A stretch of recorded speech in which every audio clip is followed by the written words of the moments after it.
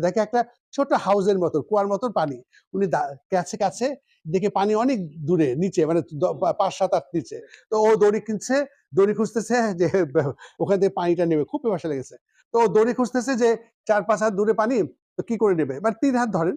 তো সে এরকম দড়ি খুঁজতেছে পাশে, আশপাশে পাওয়া যায় কিনা, করে টায়ার্ড হয়ে বসে আছে।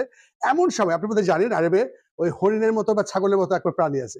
সে দেখলো কি একটা প্রাণী ছুটে আসতেছে। আশ্চর্য ব্যাপার, আনবিলিভেবল। সে ছাগলটা এসে হাউজের দিকে তাকিয়েছে, তারপর উপরের দিকে তাকিয়েছে, তারপর আবার নিচের দিকে তাকিয়েছে, তারপর গলাটা বাড়িয়ে পানি খেয়ে চলে গেছে। তো সে লোকটা বলে, কি ব্যাপার, পানি তো ৩-৪ হাত দূরে, তো হরিণটা পানি খেলো কি করে? কাছে গিয়ে দেখে কি পানিটা উপরে উঠে গেছে। ও তখন চিন্তা করলো যে আমি পানিটা ছিল ৩-৪ হাত নিচে, আমি দড়ি খুঁজতেছি, আর ওই ছাগল জাতীয় প্রাণীটা নিচের দিকে তাকানোর পর ওপর দিকে তাকিয়ে আল্লাহর কাছে চেয়েছে, পানি চলে এসছে। হরিণটা আল্লাহর কাছে চেয়েছে, আর আমি দড়ির কাছে চেয়েছি। বলে আমি কি পাগল?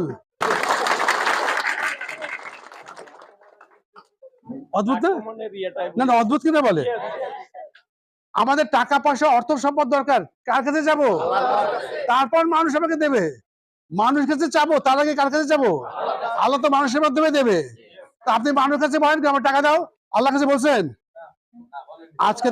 আজকে ভুল না হয়, রাইট?